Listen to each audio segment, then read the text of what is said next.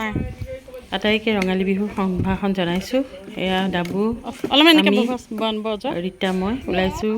আজি আমাৰ বাইহাটা চাৰিআলি বিহুৰ পতাকা উত্তোলন হ'ব, তালৈকে ওলাইছোঁ। আৰু কুৰ্তি এয়া আমি যে সৰুতে কেনেকৈ যে গৈছিলোঁ পতাকা তুলিবলৈ, সেই কথা এতিয়াও মনত আছে। তেতিয়াৰ দিনত ইমান ৰিহাৰ্চেল নাছিল আৰু এনেই আটাই মিলি গাইছিলোঁ। মই অসমীৰ শীতল বুকুত উঠে উৎসৱৰ মধুৰ নৰম, ক'ত ক'ত গাইছিলোঁ মনত মানে পাহৰিবই নোৱাৰোঁ। গোটেই অসমত ঘূৰি ফুৰিছিলোঁ নহয়। ঢকুৱাখানাৰ পৰা ধূপ ধৰা মানে বাকীয়ে নাই আৰু ঘাঁহিগাঁও, গহপুৰ এইবোৰতো আছেই। তেনেকৈ গৈ আমি সেইবিলাক মানে বিহুত জইন কৰিছিলোঁ আৰু এতিয়া সেইকাৰণে মানে সেইবোৰ কথা মনত পৰিলে এতিয়া ডাবুকো মানে মোৰ দেখুৱাব মন যায় বিহু কেনেকুৱা কি কথা। সেইকাৰণে তাক লৈ ওলাইছোঁ। সেয়া দেখিছেনে কি ধুনীয়াকৈ বিহুৰ সাজটো সি পিন্ধিছে, কোনো আপত্তি নাই কিন্তু দেই। ঢোলটোও লৈছে, মই কৈছোঁ ঢোলটো ইমান গধুৰ নালাগে, তুমি লাগিব। নহয় গধুৰ নহয়, মই পাৰিম। সেইটোও লৈছে সি, মানে এই কথাটোতে ভাল লাগে। সেইটো মানে খুব আগ্ৰহ সকলো কামতে। এয়া গৈছোঁ, এই বিহুৰ মঞ্চ সজাই পৰাই তুলিছে প্ৰক্ষালন ক্ষেত্ৰত। এইবাৰ প্ৰক্ষালন ক্ষেত্ৰত হ'ব, কাৰণ বিহু এইবাৰ মানে কমিটিখন গঠন কৰাটোৱেই বহুত সমস্যা হৈছিলে। কোনো ওলাই নাহে, সভাপতিও নহয়, সম্পাদকো নহয়। তেনেকৈ দুই তিনিবাৰ সমষ্টিৰ মাননীয় বিধায়ক দিগন্ত কলিতা ডাঙৰীয়া, যিগৰাকী আমাৰ মুখ্য সভাপতি আছিল, তেখেত উপস্থিত থকাৰ কথা আছিল যদিও দায়িত্ব ল'লে। তেখেত কৰ্মব্যস্ত বাবে যাবলগীয়া হোৱাত ৰাইজো তেখেত উপস্থিত থাকিব নোৱাৰিব। আৰু আমাৰ নিজে উদ্যোগ ল'লে। কাৰ্যকৰী সভাপতি ৰাজীৱ শৰ্মা ডাঙৰীয়াই পতাকা উত্তোলন কৰিব। শ্ৰদ্ধাৰ সদা হৈ ৰাইজক আমাৰ অনুষ্ঠানসূচীত সকলো প্ৰকাৰে সহযোগ কৰি অনুষ্ঠানটি সাফল্যমণ্ডিত কৰিবলৈ অনুৰোধ জনালোঁ। গীতটোক গাবলৈ মাতিলে, ৰঞ্জনৰ লগত সহযোগ কৰি আহিলোঁ। আৰু উপস্থিত শ্ৰদ্ধাৰ ব্যক্তিসকলৰ প্ৰতি আমাৰ বিনম্ৰ অনুৰোধ, তেওঁলোকে যেন আসনৰ পৰা উঠি আহি আমাৰ পতাকা বেদীৰ চাৰিওফালে আসন গ্ৰহণ কৰে। আসন নহয়, তেওঁলোক সকলোৱে থিয় হৈ থাকিব লাগিব। কৰিছে সহযোগটো কৰিবই লাগিব জনাইছোঁ। আৰু সেই গীতটো আমিতো সৰুকালৰ পৰা গাইছোঁ, মনৰ মাজত সকলোৰে কৰ্মব্যস্ততা আছে, গতিকে আমি অনুষ্ঠানসূচী অতি সহজে সকলোকে সুন্দৰ হেৰিত দেখি ভাল লাগিছে। শুভেচ্ছা দিয়া। আহিছে ধুনীয়াকৈ সাজপাৰ কৰি ফটো তোলা মানুহ আপোনাক ইয়াত বিচাৰিছোঁ। জয়ন্ত কাকতি, আপোনাক আমি ইয়াত বিচাৰিছোঁ। ফটো উঠি ভাল পোৱা মানুহজন মোক ফটো দিব দি দিম। এই আনন্দ এই অঞ্চলৰ গোটেইসমূহ ৰাইজ চিনাকি গোটেইখিনি আহি ইয়াতে উপস্থিত হওঁ। ৰাতিপুৱাতে আহি সকলোৱে তলত থিয় হওঁ। এইটো এটা কম আনন্দৰ কথা নে? আচলতে আমাৰ সম্প্ৰীতি মিলাপ্ৰীতি বুলি ক'ব লাগিব। মই অসমীয়া গাবৰ কাৰণে সকলো সাজু পতাকা উত্তোলন কৰিব। যদিও দিগন্ত কলিতাৰ কথা আছিল MLA আমাৰ, তেখেতে নাহিলে। এয়া ডাবু ধুনীয়াকৈ ঢোলটো লৈ লৈছে, একেবাৰে এটা বোলে গধুৰ নহয়। আৰু কণমানি দুজনীও আহিছে দেই। এয়া ৰাজীৱে কাৰ্যকৰী সভাপতি ৰাজীৱে মানে পতাকা তুলিব লাগিব আজি। আৰু MLA বৰ্তমানত যি নহওক কামটোতো কৰিবই লাগিব কেইবাজনী হ'লেও। প্ৰথমতে আমি বাইহাটা চাৰিআলি কেন্দ্ৰীয় ৰঙালী বিহু সমিতিৰ তৰফৰ পৰা বিহু সেৱা আৰু নৱবৰ্ষৰ শুভেচ্ছা জনাইছোঁ।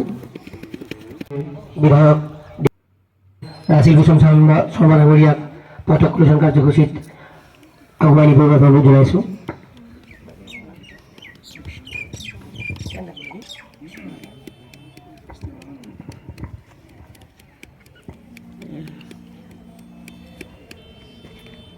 নহ'ব বুলি ভাবিতো বহুতখিনি মানুহেই হৈছে, কিন্তু পতাকাখন আচলতে 9টা বজাত তুলিব লাগে। সাহিত্য সভা হওক, বিহুৱে হওক বা যিকোনো অনুষ্ঠানেৰে যিটো টাইম দিয়া যায়, সময় দিয়া যায়, সেইটো সময়ত আচলতে উত্তোলন কৰাটো উচিত। কিন্তু কি হয়, আমাৰ মানুহখিনি সোনকালে আহিব নোৱাৰে, লগ নালাগে, সেইকাৰণে অকণমান হ'লেও মানে দেৰি হৈ যায়। কথাটো অকণমান আঘাত দিয়ে মনত। আচলতে দেৰি হ'ব নালাগে, তাৰ আগতে আহিব লাগে। যি নহওক আকৌ নাহাকৈ তুলি দিবলৈও বেয়া লাগে। কিছুমান মানুহৰ খুব আগ্ৰহ থাকে, একেবাৰে বহুত দেৰি হৈ গ'লেতো কথাটো বেলেগ বাৰু। যি নহওক কিন্তু অকণমান সময়টো বাট চাবই লাগিব। আৰু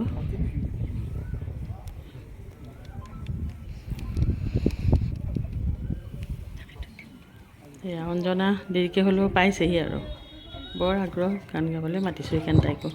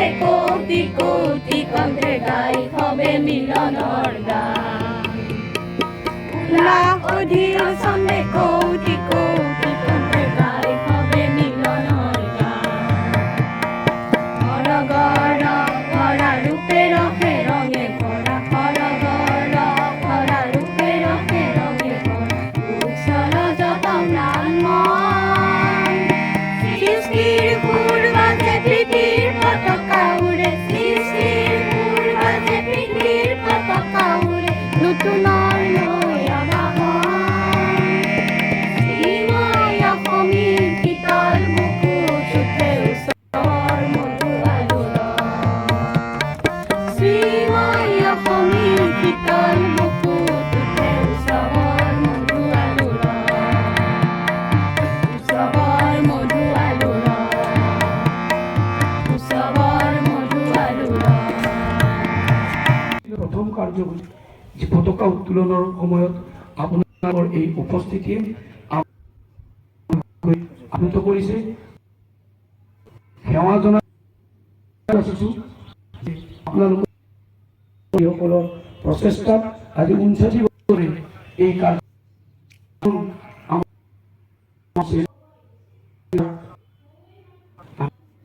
হ'ব পাৰিছোঁ সকলে সেই টাই চুতীয়া ৰাভা কছাৰী আদি জনগোষ্ঠীসমূহৰ বিহুক একত্ৰিত কৰি আৰু সমৃদ্ধি কৰি বিহুৰ আচলেৰেই গোটেই আহোমে এই ভাগ ভাগকৈ আমাৰ সমাজখন যেনেকৈ চলি আছিল জনগোষ্ঠীয়ভাৱে আহোমসকলে একত্ৰিত কৰি এখন অসম সজালে অসমৰ লগতে সমৃদ্ধি বিহু সজালে আৰু এই বিহুৰ সৈতেই বিহুৰ খেতিৰ লগত জড়িত আমি খেতি প্ৰধান অসমীয়া ৰাইজ খেতিয়ে আমাৰ অৰ্থনৈতিক উপাদানৰ মূল আছিলে সেই অৰ্থনৈতিক উপাদানৰ মূল থকা বাবেই বিহুৰ খেতিৰ লগত জড়িত হৈ খেতি পথাৰতে বিহু গাইছিলে বিভিন্ন নামাকৰণে বিভিন্ন জনগোষ্ঠীয়ে কৰিছিলে কোনোবাই যদি বিচু বুলি গাইছিলে কোনোবাই বুচু বুলি গাইছিলে সম্পাদক উপদেষ্টা সমন্বিতে আজিৰ এই অনুষ্ঠানত উপস্থিত সকলো জ্যেষ্ঠ কনিষ্ঠৰে মই স্মৃতি চাৰণ কাৰ্যসূচী অংশগ্ৰহণ কৰি মই অনুৰোধ জনাইছোঁ ব্যক্তিগত